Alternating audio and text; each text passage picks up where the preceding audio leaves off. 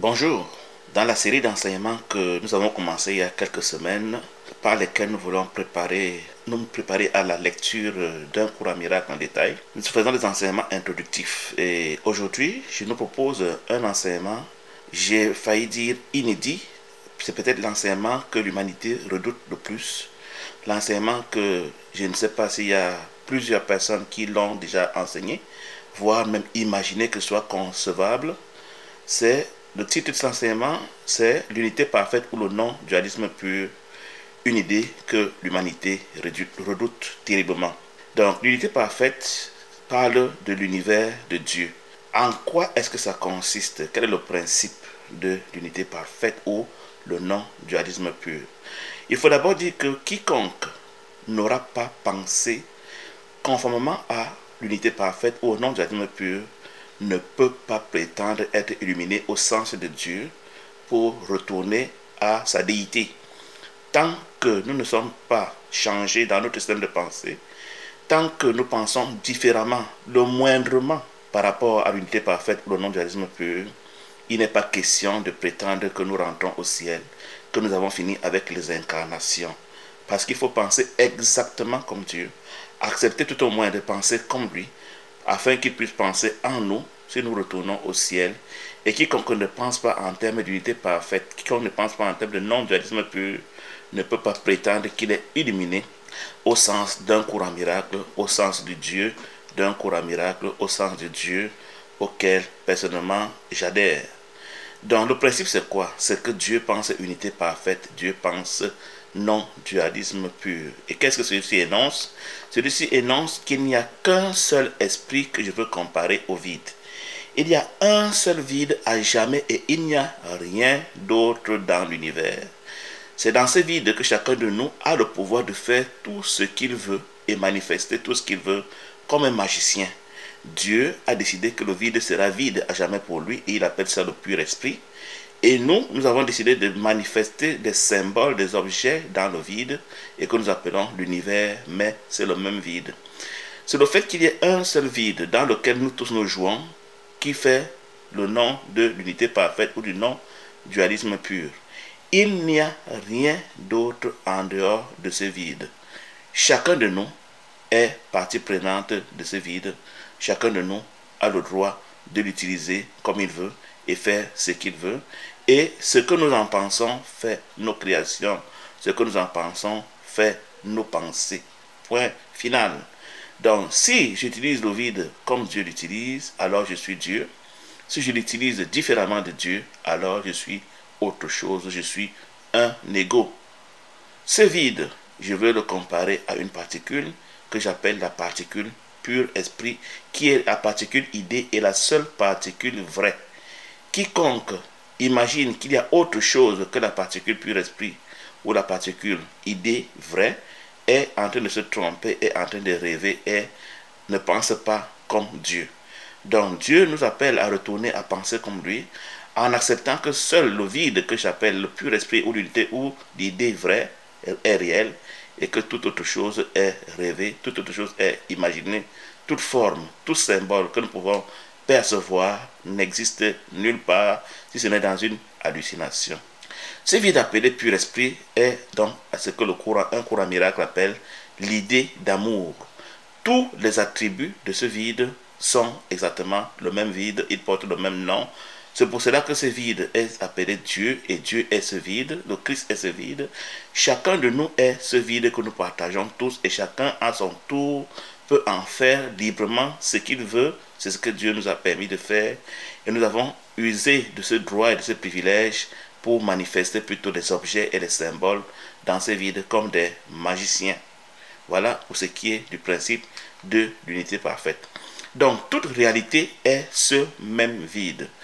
Il y a un principe très important qui régit ce vide, qui énonce que le tout est la partie et la partie est le tout. Quand c'est moi qui manipule ce vide, tout ce que je fais dans ce vide devrait être exactement moi.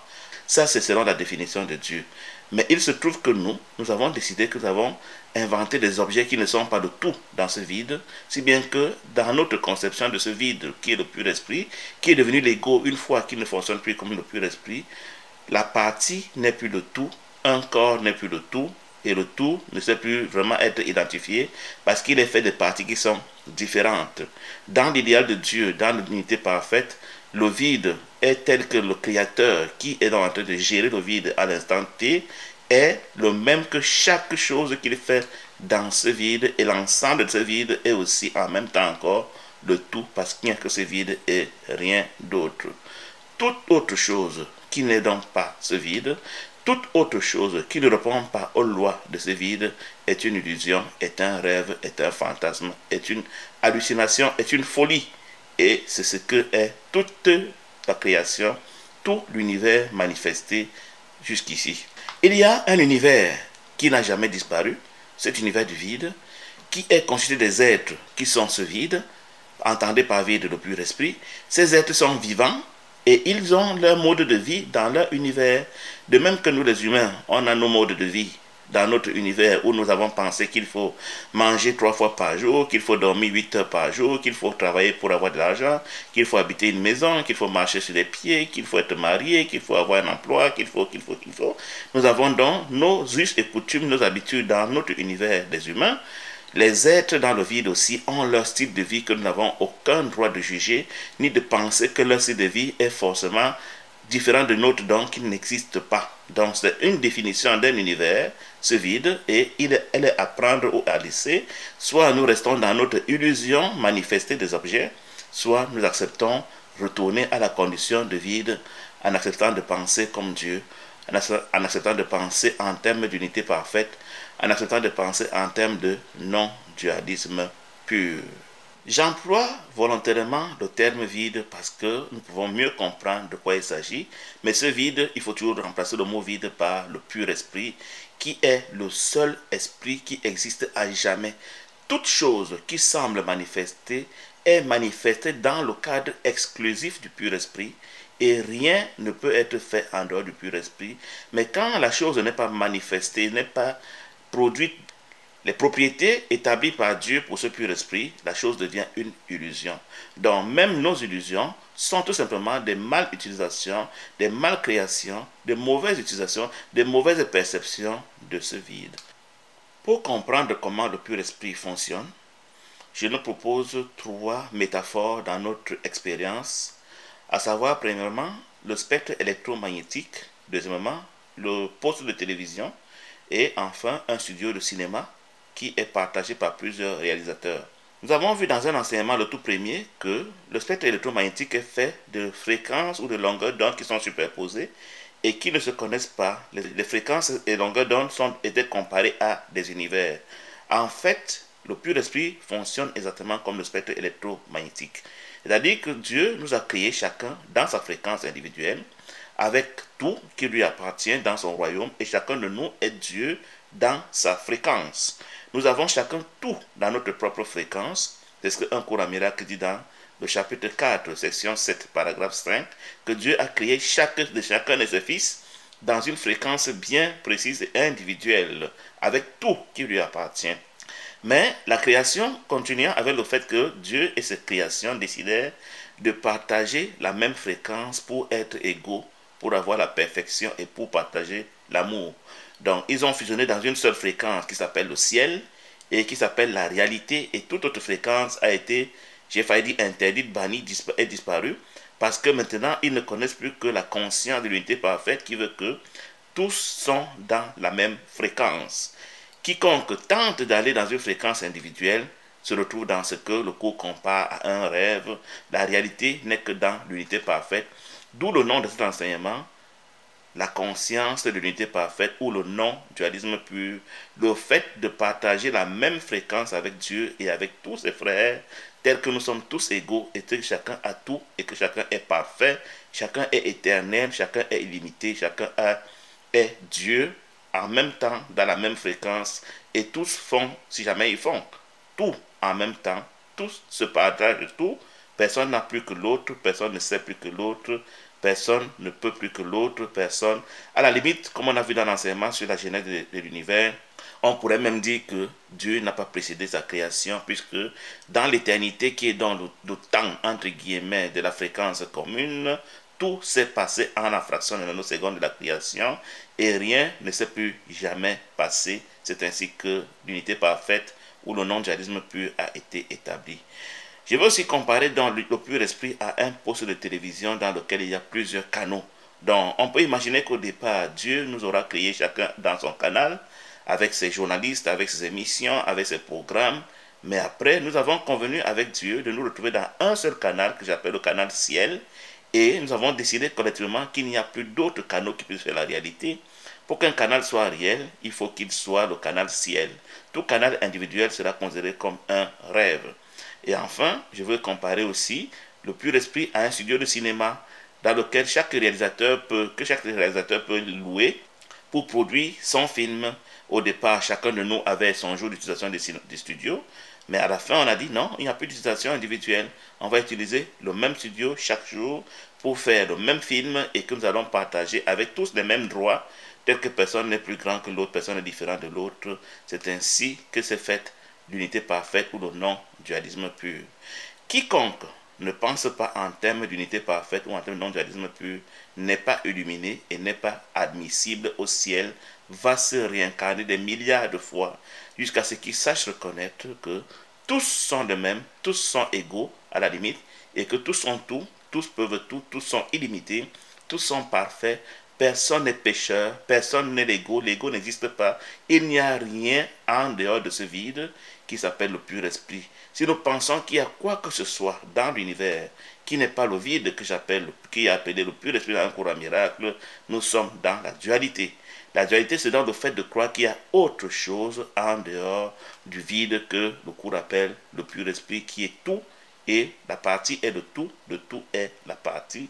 Chacun de nous est le pur esprit et nous sommes collectivement le pur esprit. Le pur esprit est donc Dieu, il est le Christ, il est le Saint-Esprit, il est chacun de nous et il est nous tous collectivement, il est tout. Voilà pour ce qui est du principe fondamental de l'unité parfaite. Le pur esprit a donc des attributs, il a des lois que nous devons connaître et auxquelles nous devons adhérer si nous voulons prétendre à retourner au ciel pour nous éveiller à notre réalité de Dieu. Une de ces lois, elles sont nombreuses. Il faut les trouver dans un courant miracle qui fait 1333 pages. Un livre qui a été écrit, 65 à 72 par Helen Schuckman, sur la dictée de Jésus. Et c'est là que nous apprenons tout cela. Sans ce livre, je vous dis, mes amis, nous ne comprendrons jamais de quoi il retourne dans ce monde. Nous ne comprendrons jamais comment ce monde a été fait. Nous ne comprendrons jamais comment nous sommes arrivés dans cet univers et qu'est-ce que nous faisons ici. Un courant miracle, je me permets de faire la promotion, est le seul livre qui révèle toute la vérité à l'humanité. Quiconque n'aura pas appris un courant miracle, étudier un courant miracle, ne pourra que bégayer. Écoutez les vidéos sur YouTube. Les plus grands savants de notre génération, quand ils parlent de la genèse de l'univers, quand ils parlent de nos origines, ne peuvent que bégayer. La vérité, la réalité, ce qui s'est passé réellement se trouve seulement dans un courant miracle que j'invite quiconque voudrait vraiment quitter l'incarnation à étudier avec beaucoup de sérieux, pas dans un groupe comme certains le font pour se distraire, mais individuellement, et parce que c'est un cours d'auto-étude et vous allez apprendre des choses incroyables. Moi, je n'ai jamais appartenu à un groupe, je l'étudie tout seul, je l'étudie depuis 3 ans et je continue à l'étudier, et c'est en étudiant que je découvre ce que je partage avec vous aujourd'hui, afin que la vérité entre dans les ténèbres de cet univers. En passant, la vérité, c'est l'unité parfaite, la lumière, c'est l'unité parfaite, les ténèbres, c'est la dualité, l'erreur, c'est la dualité, selon un courant miracle. À la limite, nous allons voir les attributs du pur esprit, ou les lois du pur esprit, qui sont aussi toutes le pur esprit. Donc, j'aimerais d'abord rappeler que si nous utilisons les mots comme la liberté, l'unité, l'égalité, nous devons savoir que chaque mot a toujours une définition selon le pur esprit ou selon l'ego qui est le pur esprit corrompu, le pur esprit mal créé. Donc, la liberté est un attribut du pur esprit en ceci que quand on est pur esprit, on est illimité, rien ne nous est interdit parce qu'on est propriétaire de tout dans la réalité. Donc, la liberté dans le pur esprit ne sera pas la liberté dans l'ego, qui aura la définition que nous connaissons dans nos dictionnaires, mais le pur esprit a ses définitions. Une personne qui est un tant soit peu éveillée apprend à définir les termes en fonction de la conscience qui l'anime, ou alors du moins à discerner qu'il y a au moins 2 consciences, l'unité parfaite et le reste, et à préciser que telle définition est dans le cadre, dans le référentiel de telle conscience. Donc la liberté, dans le pur esprit, est le synonyme du fait d'être illimité, parce que tout nous appartient et on a tout et on est tout, donc rien ne nous empêche de faire ce que nous voulons dans le pur esprit. C'est de cette liberté que nous sommes prévalus pour manifester l'illusion, pour manifester l'erreur, pour manifester la dualité, pour sombrer dans nos rêves en passant. Donc, dans le pur esprit, il y a la liberté, il y a l'unité parfaite à jamais. Il n'est pas question qu'un est plus que les autres, il n'est pas question qu'un soit différent des autres, il n'est pas question qu'un soit conscient d'être une individualité. On ne pense qu'en termes de tout, on ne peut même pas concevoir qu'il y ait l'individualité, il n'y a que le tout, il n'y a que l'unité, et c'est comme ça que l'on pense dans le pur esprit. Donc quiconque ne pense pas unité parfaite ne peut pas prétendre qu'il est illuminé. Voyez-vous, notre illumination dans l'ego, qui veut que nous fassions l'expérience du tout, est toujours individuelle. Ce ne sera pas tous qui font l'expérience, mais ce sera l'individu qui fait l'expérience du tout. Et ça, nous appelons ça dans l'erreur l'illumination, alors qu'en fait, c'est une distraction, c'est une pernicieuse distraction, c'est une erreur tout au plus. Dans le pur esprit, tous sont égaux, tous sont innocents, tous sont parfaits. Les attributs de la perfection, nous les avons vus plusieurs fois. Donc, il faut savoir que si nous ne sommes pas parfaits, nous ne sommes pas pur esprit. Rien d'étonnant donc que nous lisions dans la Bible, dans Matthieu 5, 48, qu'il soit écrit « Soyez parfaits comme votre Père Céleste est parfait », parce que le Père ou Dieu est pur esprit, et nous aussi, nous sommes pur esprit en tant que fils du Créateur, fils de la perfection. Nous sommes pas forcément parfaits. Ce n'est pas parce que nous avons utilisé le pur esprit pour manifester les corps, comme dans un cinéma et auquel on s'identifie, que nous avons cessé d'être parfaits. Dans la réalité, nous demeurons créateurs, nous demeurons Dieu, nous demeurons parfaits, mais nous avons fabriqué donc un cinéma dans lequel nous choisissons un acteur que nous disons être nous et que nous croyons vraiment être nous, et nous pensons donc que nous ne sommes plus parfaits, nous pensons que nous sommes coupables, nous pensons que nous sommes égaux, nous pensons égaux, EGO, c'est-à-dire l'ego, l'opposé de Dieu, nous pensons que nous ne sommes pas égaux en termes d'égalité, nous pensons que nous sommes des pécheurs, des méchants, alors que c'est les acteurs qui jouent dans le film que nous avons collectivement fait qui sont ces choses-là et non pas nous. Nous sommes tout au plus des esprits qui regardent ce film pour se distraire. Donc, dans le pur esprit, donc, tous sont identiques, tous ont les mêmes idées en même temps. À la limite, quand on dit que c'est Dieu seul qui pense en nous, ça veut dire que la collectivité pense en même temps les mêmes choses. Il n'est pas possible d'avoir des idées individuelles. Ça, c'est depuis que le Fils a cessé de rêver, parce que le rêve est terminé, et que nous avons continué à vivre ensemble, que nous pensons ainsi. Donc, quand nous allons rentrer au ciel, il n'y aura plus possibilité de penser pour soi seul, ou pour son mari, sa femme, ses enfants, son entreprise, ses biens. Il sera toujours question de penser pour tous. C'est pour cela que dans le rêve, j'anticipe, le Saint-Esprit étant le représentant de cette conscience dans notre rêve, nous devons apprendre à penser en lui pour qu'il nous entraîne à penser pour tous. Parce que lui, il pense toujours pour tous, comme au ciel, pendant que nous devons toujours penser individualité. Donc, quand le cours nous encourage à nous identifier au Saint-Esprit pour penser avec lui ou en lui, c'est parce qu'en lui, nous nous entraînons déjà à penser pour tous et jamais pour soi seul. Donc c'est pour cela que le Saint-Esprit nous a été donné comme un sparring partner, un partenaire d'entraînement à penser comme dans l'unité parfaite, afin que nous puissions être conscients de l'unité parfaite. Je précise que le ciel n'est pas dans les nuages, le ciel n'est pas loin dans l'horizon, le ciel est ici et maintenant, c'est simplement que nous ne le voyons pas, parce que nous ne pensons pas unité parfaite, nous ne pensons pas non-dualisme pur. Étant assis là où je suis assis, si je pense non-dualisme pur ou unité parfaite, mon univers disparaît et le ciel m'apparaît et je me retrouve au ciel et je recouvre ma mémoire de Dieu. Tel est le défi qu'un cours Amira nous propose et que nous refusons. C'est pour cela que cet enseignement, je le dis, n'est pas connu dans notre univers. Ce qu'un cours Amira enseigne est inconnu de toute l'humanité et même ses étudiants et ses enseignants ne comprennent pas cet enseignement. C'est pour cela que nous tournons en rond à faire du blabla, à nous distinguer, à nous juger, à nous comparer, à nous exclure. Quand un enseignant peut prétendre que ses étudiants ont l'ego, cet enseignant croit en la dualité et pense que l'ego est réel. L'unité parfaite enseigne qu'il n'y a rien en dehors du pur esprit. Il n'y a que le pur esprit. Si je pense qu'il y a un corps, une matière, un ego, un Satan, un démon, c'est pas moi quoi, qui est réel. Si je pense qu'un frère peut être différent de Dieu, je suis dans la dualité parce que j'ai inventé Dieu et mon frère qui n'est pas Dieu. J'ai inventé le ciel et un monde qui n'est pas le ciel.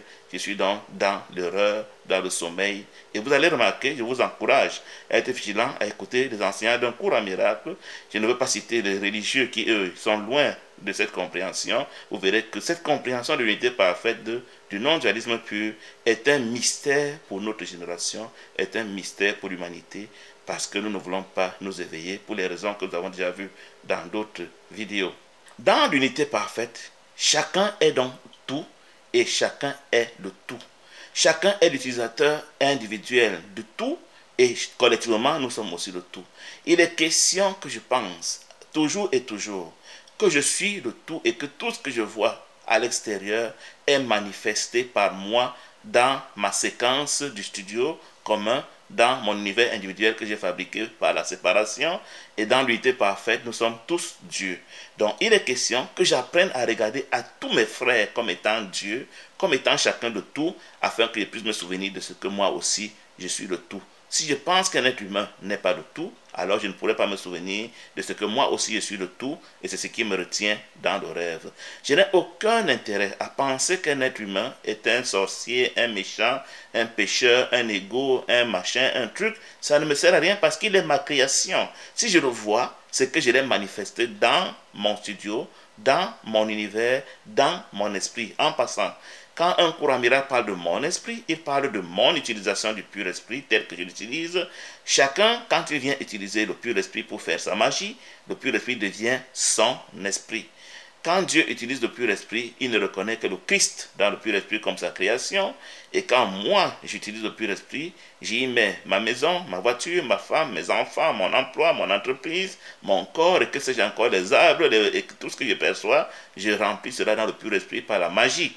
Alors que quand c'est Dieu, il ne manifeste dans le pur esprit que le Christ qui est lui-même de tout et qui est le même que Dieu et qui est dans le vide, qui n'est pas perceptible. Donc, il est question que je m'entraîne à penser toujours que tout ce que je perçois est manifesté par moi dans mon esprit, dans mon occurrence du pur esprit, que je manifeste à l'extérieur et que j'entraîne mon esprit à comprendre que ce que j'ai manifesté est illégitime, est une erreur, parce que je voulais seulement manifester le Christ. Quand je vous dis que vous êtes un pécheur, j'oublie que vous êtes ma création, ma manifestation dans mon esprit, et que vous êtes mon propre fils. Donc il n'est pas question que je veuille perpétuer des illusions dans mon esprit en déclarant que la voiture est réelle, la maison est réelle, le corps est réel, mon frère est pécheur, mon frère a l'ego, mon frère a machin. Il est question que j'entraîne mon esprit à comprendre que tout est Dieu, tout ce que je vois, soit c'est une erreur, j'avoue que là, j'ai fait ça pour m'amuser, je dis, ben, c'est vrai, je vois un arbre, mais pour moi, il est une illusion, il n'est pas réel. Soit je décide que tous mes frères que je vois sont le Christ, manifestés sous la forme de corps, parce que je voulais jouer, mais les corps que j'ai manifestés ne sont pas réels. Derrière ce corps se cache le Christ qui est ma réelle création dans mon esprit. J'entraîne donc mon esprit à penser que mon frère que je vois n'est pas le corps que j'ai voulu faire de lui, mais qu'il est réellement le Christ, parce que je voudrais que, comme Dieu, toutes mes créations soient le Christ, afin que je m'éveille à ma conscience de Dieu. Car pour être éveillé à la conscience de Dieu, il faut avoir reconnu que toutes nos créations sont le Christ. Donc, il est question que chaque fois que je perçois un frère, que je l'imagine comme étant potentiellement le tout dans son univers à lui, et que ce que je vois de lui est sa manifestation dans mon univers à moi, parce que chacun de nous a une idée de tous les frères sans exception, que je peux décider de faire Christ, ou que je peux décider de faire des corps, des pécheurs, des égaux, des menteurs, des fornicateurs, des voleurs, des gens qui iront en enfer et autres. Tout ce que je pense est produit dans mon occurrence du pur esprit. Quand je crois qu'un frère ira en enfer, cet enfer est manifesté dans mon propre esprit et c'est moi qui en ferai l'expérience, parce que tous ces frères étant dans mon esprit, ils sont toujours moi en vertu de la loi de l'esprit qui énonce que le tout est la partie et la partie est le tout. Ce n'est pas parce que j'ai pensé que mon frère est un égo, un pécheur en enfer qu'il l'est réellement. Il est réellement Dieu et cela ne peut pas changer, mais dans le tour de passe-passe et de magie que j'ai fait, je peux vouloir le manifester sous la forme d'un démon, d'un fantôme, d'un pécheur, d'un génocidaire, d'un criminel. Et il le devient parce que je suis son créateur, parce que la pensée est créatrice. Donc, Dieu m'a donné la faculté de penser pour que je pense le Christ, mais je suis libre de penser que mon frère est un corps et que l'arbre est réel et que la voiture est réelle. Et du coup, ces choses s'introduisent dans mon univers, dans mon esprit et j'en fais l'expérience. C'est ainsi que nous faisons nous-mêmes notre expérience. Il est question que pendant que je suis dans ce monde, que je me souvienne toujours que je suis le pur esprit et que tout ce que je vois, c'est moi qui l'ai manifesté. Et il n'est donc pas question que ce que j'ai manifesté puisse me susciter de la peur. Donc, si quelque chose que j'ai manifesté dans mon esprit, donc qui est ma création, me fait peur, ce que j'ai oublié, que c'est moi qui l'ai manifesté, et j'ai oublié que je peux le faire disparaître par la simple pensée, j'ai oublié qu'il n'y a pas la dualité et que ces choses ne sont pas réelles. Et ce qui n'est pas réel ne devrait pas être susceptible de causer la peur. Donc, dans la dualité, nous avons inventé des termes tels que Dieu, le Christ, le Saint-Esprit, les arbres, les hommes, les animaux, machin, le Fils de Dieu. Il n'y a que deux choses possibles. Soit c'est le pur esprit, soit c'est une illusion. La vie, l'existence consiste à passer mon temps à reconnaître qu'est-ce qui est pur esprit et qu'est-ce qui est une illusion et les estampiller correctement afin que je puisse finir par penser comme Dieu. J'ai besoin d'un enseignant et d'un guide qui va me dire ça c'est pur esprit, ça c'est une illusion. Et toutes les formes, tous les symboles, tout ce qui est perceptible, tout ce qui est manifesté, tout ce qui est mesurable est une illusion. Les illusions ne peuvent jamais devenir une idée. Elles sont produites par l'idée, mais elles ne peuvent pas redevenir une idée. C'est pour cela que quelque part dans la Bible, il est dit que la chair et le sang ne peuvent pas hériter le royaume des cieux. Dans le 1 cours à miracle dirait, la matière ne peut pas être une idée, seule l'idée est réelle tant qu'elle ne peut pas produire des illusions, parce qu'une idée réelle ne produit pas des illusions. L'idée qui produit des illusions est une idée irréelle, est une idée fausse, c'est ce qu'on appelle l'ego. Donc il n'y a que deux idées dans l'univers, le pur esprit et l'ego. Le pur esprit est l'idée, le vide qui ne manifeste rien comme symbole, comme forme. Et l'ego est l'idée fausse qui est capable de manifester des symboles et des formes que j'appelle l'idée magique. Nous sommes donc comme Ali Baba devant la caverne. Je ne sais pas si c'est la légende, je ne l'ai pas lu moi-même. Mais je crois que ça se dit, Ali Baba dit, magie, magie, caverne, ouvre-toi. Donc nous avons ce pouvoir de dire, magie, magie, pur esprit devient un univers. Il le devient. Magie, magie, pur esprit de fait que je crois que je suis un corps et je crois que je suis un corps. Magie, magie fait que le pur esprit disparaisse et que je vois seulement l'ego et ce sera le cas. Donc il nous appartient maintenant de dire, magie, magie, que l'univers disparaisse afin que je vois le pur esprit et que je redevienne Dieu, conscient d'être Dieu. Et la chose se passera, c'est ça l'illumination. Avoir et être sont pareils dans le pur esprit parce que chacun a tout et chacun est le tout. Puisque le pur esprit est unique et que le tout est la partie et la partie est le tout et que je dois toujours garantir que tous sont pareils, étant donné que nous avons tous alors tout, alors nous sommes aussi chacun tout. C'est pour cela que quand je vous dis dans le pur esprit, je vous donne Dieu, ça veut dire que je fais de vous Dieu, je reconnais que vous êtes Dieu, je vous donne l'idée de Dieu, c'est la même chose. Je vous donne le pur esprit ou le Saint-Esprit, ça veut dire que je reconnais que vous êtes le Saint-Esprit ou le pur esprit, c'est la même chose.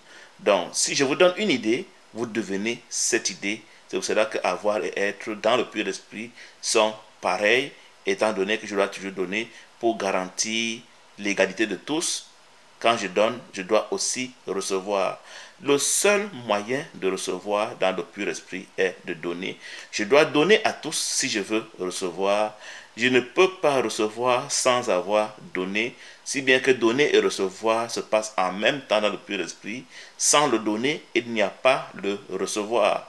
Ça, c'est une loi du pur esprit à connaître. J'anticipe en disant que dans le rêve, donner c'est perdre, ce n'est pas recevoir, c'est plutôt perdre, alors que dans le pur esprit, le seul moyen de s'enrichir, d'avoir plus, c'est de donner à tous. Donc c'est les lois du pur esprit que nous devons connaître. Si nous voulons penser comme Dieu, nous devons nous entraîner déjà à reconnaître ces lois du pur esprit, à les accepter et essayer de vivre conformément à ces lois. Donc je rappelle que même si nous sommes un dans le pur esprit, un Kuramira parle quand même de mon pur esprit, de ton pur esprit, de notre pur esprit. Chaque fois que c'est moi qui suis en train de penser supposément, le pur esprit devient le mien parce qu'au départ, nous avions des purs esprits individuels que nous avons simplement fusionnés en fusionnant nos fréquences, en fusionnant nos canaux. N'empêche que dans un cours à miracle, vous allez souvent lire mon pur esprit, ton pur esprit, mais c'est des métaphores pour dire quand c'est moi qui pense, le pur esprit devient le mien. Donc chacun a théoriquement son pur esprit, et la séparation fut le fait pour un fils de Dieu de vouloir conserver son pur esprit individuel, le sortir de l'unité, et c'est ce qui a fait que nous soyons donc apparemment séparés de Dieu. Nous l'avons déjà vu. Donc, chacun à la création avait donc sa fréquence, nous avons fusionné les fréquences, chacun était dans son canal, nous avons fusionné des canaux pour devenir un seul. C'est ce qui fait l'unité parfaite, c'est ce qui fait la conscience du non-dualisme pur. Le non-dualisme pur veut dire qu'il n'y a que un, et c'est le pur esprit. Tout ce qui se veut réel est dans ce pur esprit. Rien de ce qui n'est dans ce pur esprit n'est réel et qui est conforme à ses lois. Donc, si quelque chose est manifesté sans être conforme aux lois de l'unité parfaite et du non-dualisme pur, cette chose est considérée comme rêvée parce que la communauté de Dieu et de sa création ne la reconnaît pas. Parce que cette chose tente de briser l'égalité de tous, elle tente de briser la perfection, elle tente d'installer l'individualité, alors ça devient le rêve.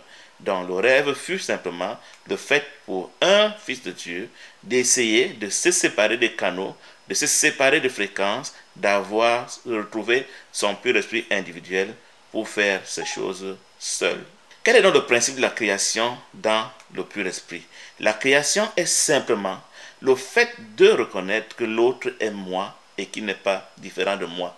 Point final. C'est ça créer au ciel, c'est ça étendre au ciel, c'est ça partager. Donc créer, c'est simplement reconnaître que l'autre est exactement moi et que je ne peux pas le traiter comme s'il était différent de moi. J'aimerais introduire un concept ici pour que nous comprenions comment le ciel fonctionne. On peut imaginer le ciel comme étant le pur esprit de vide qui a des labels, des étiquettes, c'est-à-dire que chacun de nous, chaque création du pur esprit devient une étiquette simplement du même pur esprit pour être une création de Dieu, une création du pur esprit.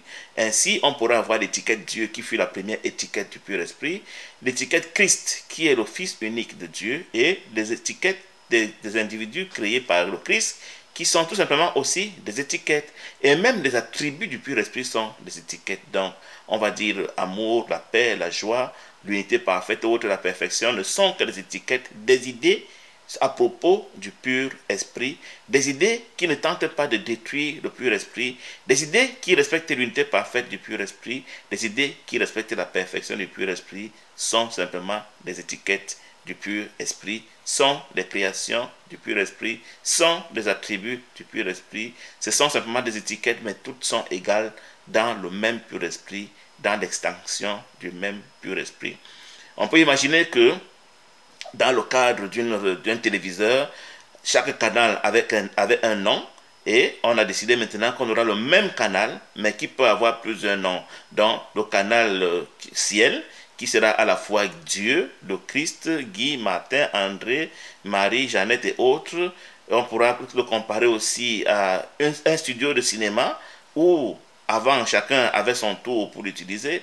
On l'utilise en commun, on tourne le même film et il a plusieurs panneaux qui annoncent ce qui se passe dedans, qui porteront les noms des créations du pur esprit, des étiquettes du pur esprit, des attributs du pur esprit.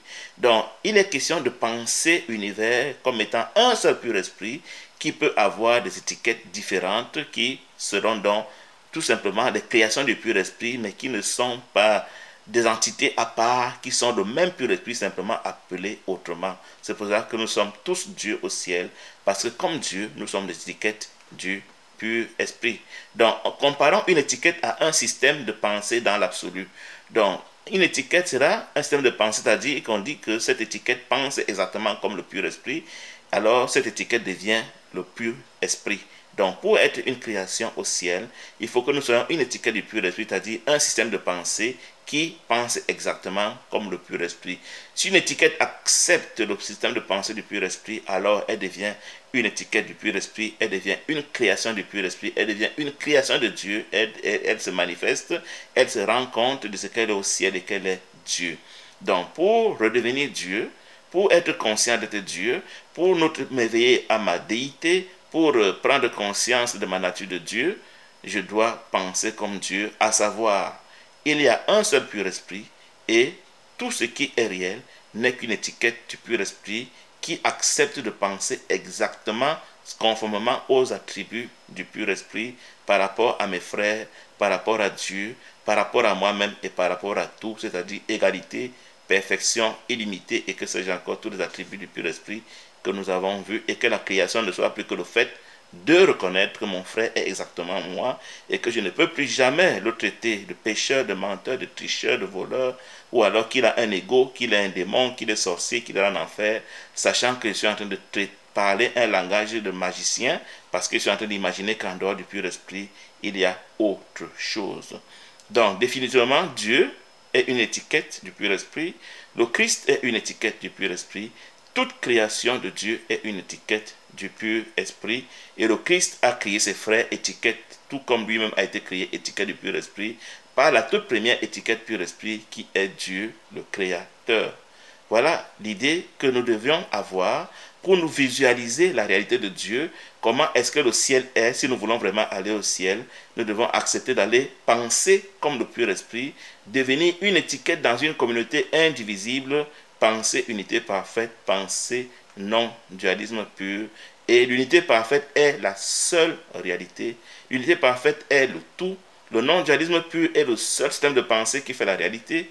Quiconque n'adhère pas à l'unité parfaite n'existe pas, parce qu'il n'y a pas un endroit où faire autre chose que ce que le pur esprit fait. Le pur esprit est illimité, il est partout, il remplit tout. Si nous pensons différemment du pur esprit, si nous pensons que quelqu'un n'est pas le pur esprit, si nous pensons que quelque chose n'est pas de tout, et que nous croyons que cette chose est réelle, nous avons inventé un monde imaginaire, comme on invente dans un rêve. C'est pour cela que tout ce qui n'est pas conforme à ce que je viens de dire est considéré par un courant miracle comme étant un rêve, et c'est ce qui fabrique dans l'univers du rêve. Pour ceux qui ne le savent pas, je suis en train réécrire ma compréhension d'un courant miracle dans des livres que j'appelle Devenir Dieu selon le modèle de Jésus, et je vais y mettre des images pour représenter l'enseignement d'un courant miracle. J'ai choisi de représenter l'univers comme un hexagone, que vous voyez à l'image, un hexagone qui sera donc vide, c'est-à-dire qu'il n'y a aucun compartiment pour représenter le ciel. Donc, quand vous verrez l'image d'un hexagone qui n'est pas rempli, je mets hexagone pour délimiter l'image, sinon il n'y a pas de limite au ciel. Donc le fait de ne pas avoir de compartiment représente un peu ce que c'est que le ciel, c'est-à-dire tous sont égaux, tous sont pareils, tous sont le tout, et le tout est la partie est le tout. Donc c'est l'image que je vous propose à l'écran maintenant, telle que je représenterai le ciel dans les livres que je suis en train de produire. Un cours à miracle à 31 chapitres, je ferai un 32e chapitre où je ferai le résumé de tout ce que je suis en train d'enseigner maintenant comme introduction, et c'est là qu'il y aura une partie illustration de l'univers en image, et l'hexagone sera donc l'image que j'ai choisie pour représenter l'univers, qui pourra être soit vide, soit divisé, tel que nous le verrons par la suite.